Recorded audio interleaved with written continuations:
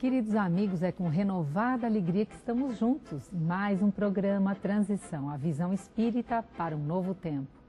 E hoje estamos aqui com o nosso convidado, Marcel Benedetti. E, para quem não conhece você é um veterinário, mais que veterinário, um estudioso dessa questão do espiritismo e dos animais. Então, a primeira pergunta é se os animais têm alma, Marcel.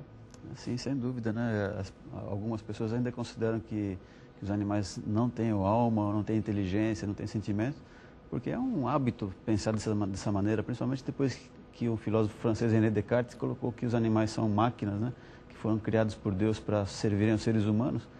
Isso daí ficou até agora praticamente, né? Mas a gente percebe que eles têm atos de inteligência, de sentimentos, isso denota que eles têm alma, né? Que a inteligência é uma característica do espírito. Se tem inteligência, tem espírito. Um espírito associado a um corpo físico significa que é uma alma. E, como nós falamos em rede aberta, o que é alma para o espiritismo, Marcel? A alma é sinônimo de espírito. O espírito, quando não está ligado a um corpo físico, ele é simplesmente espírito. Quando ele se associa a um corpo físico, ele encarna, então, ele passa a ser chamado de alma. Então, o espírito associado a um corpo físico é chamado de alma. E, como nós sabemos, uma das características do espírito é a inteligência, né? Quando ele atinge um determinado nível de evolução. Então, a gente percebe inteligência nos animais. Então, eles têm alma, com certeza. E a alma dos animais, ela é diferente da alma dos homens, Marcel? Não.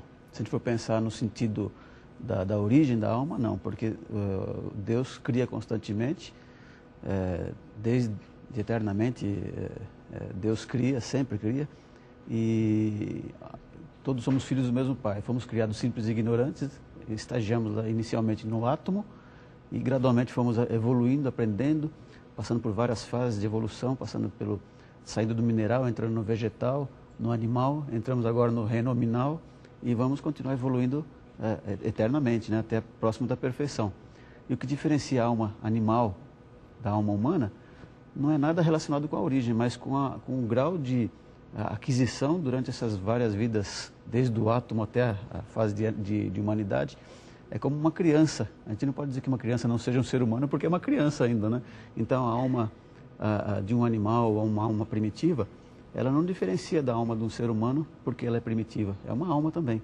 O que diferencia, na verdade, nós dos animais é que a gente tem conhecimento, já de acordo com o nosso grau de evolução, conhecimento de que existe uma inteligência superior, que é Deus, que eles ainda não têm essa consciência. Existem colônias espirituais que cuidam dos animais. É sim. Como nós dissemos, né, esses espíritos que estão estagiando na fase de animalidade são nossos irmãos, né? E não é porque eles são inferiores que eles vão deixar, que a espiritualidade vai deixar eles no abandono, né? Eles são espíritos em evolução. Quando eles desencarnam e deixam o mundo físico, eles voltam para o mundo espiritual, mas como eles são como se fossem crianças, eles têm que, na verdade, ter uma assistência maior do que nós, que somos adultos, entre aspas, no mundo espiritual, né? Então, eles têm que ir para algum lugar protegido. Eles vão para colônias, com certeza. Existem colônias próprias para receber os animais, especificamente, e existem colônias onde são recebidos espíritos de seres humanos e de animais também. Como você vê, Marcel, na atualidade, tanto interesse por esse tema? Faz parte da nossa evolução. Nós temos que entender que nós, todos que estamos estagiando na fase de humanidade, somos irmãos, né? E nós já conhecemos, né, os pormenores da espiritualidade da humanidade, né? E faz parte ainda do nosso crescimento espiritual entender outros aspectos da espiritualidade. E é importante que a gente conheça a espiritualidade de seres inferiores à humanidade, para entender que eles também são nossos irmãos, e a partir do momento que nós entendemos isso, o mundo vai dar um salto evolutivo. Então, Emmanuel disse que nós estamos atrasados na nossa evolução 600 anos em função da Inquisição, que prendeu a história por um certo tempo, por esse período, né? Então a gente tem que correr bastante para compensar o tempo perdido. O plano espiritual, essa atenção, essa preocupação com os animais, Marcel. Então, isso de escrever livros, de participar do programa de rádio, e toda essa divulgação em relação aos animais faz parte de um projeto da espiritualidade para fazer com que a gente comece a perceber que os animais realmente não são objetos, né? São seres que estão em evolução assim como nós. E eles têm uma preocupação muito grande com isso, porque eu acredito até que deve ter um prazo, um prazo para a gente cumprir e atingir realmente um grau de elevação da humanidade, né? Então eles estão correndo atrás desse projeto, né? Da realização desse projeto. E esse projeto é justamente essa divulgação da dimensão espiritual e dessa conscientização com relação aos animais. Faz parte não só em relação aos animais, mas em relação a tudo na natureza, inclusive o nosso próprio planeta, né? Isso. Porque o planeta está sendo destruído devagarzinho e se nós não percebemos que vai atingir um ponto irreversível, a coisa vai se complicar. Então é importante que essa consciência cresça cada vez mais, inclusive para proteger o futuro dos que virão depois, né? Nossos filhos, nossos netos, né? No livro dos Espíritos, os animais e o homem, Kardec tem ali algumas perguntas. E ali se esgota o assunto, Marcel? Não.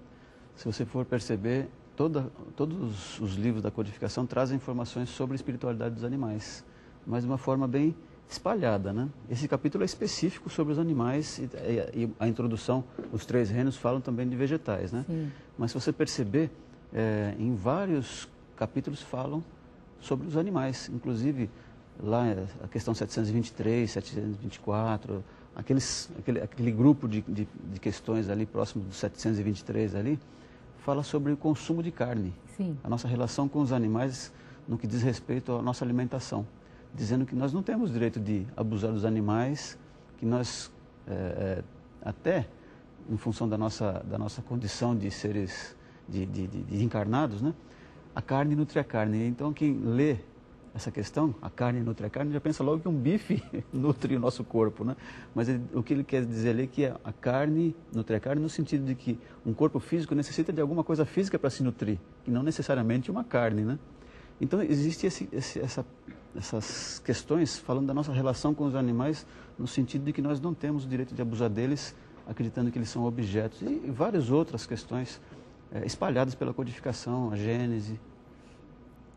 Antes de continuar nessa questão mais teórica, eu sempre gosto que você relate algum exemplo prático que aconteceu ou no teu trabalho, ou numa história que você conheceu, ou que alguém te contou, fazendo essa ponte entre uma história que tem a ver aí, um animal e a espiritualidade presente, ou uma ampliação de alguém que ampliou a consciência através do contato com os animais, Marcel. Eu acho interessante, essa semana me contaram um grupo espírita, estudando nossos livros, né, contou que durante alguns momentos em que eles estavam ali estudando sobre a espiritualidade dos animais, e os nossos livros eram as principais fontes de informações, se materializou durante o estudo um cachorro.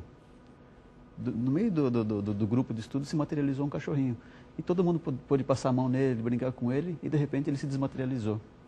Então são vários casos. Esse é um caso muito interessante que me contaram agora por pessoas que são de credibilidade, né? Sim, claro. E uma parente minha me contou há algum tempo atrás, e ela falou, não conta isso para ninguém.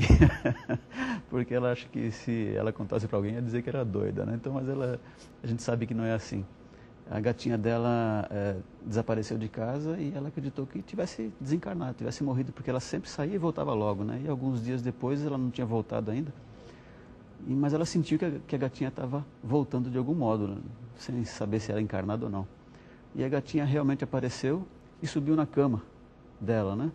E quando ela foi acariciar a gatinha de saudade, né? A gatinha simplesmente desapareceu diante dos olhos dela, mas ela percebeu as pegadas na cama. Quer dizer, não era uma fantasia, alguma coisa que é criada pela mente dela, porque tinha as pegadas dela no lençol.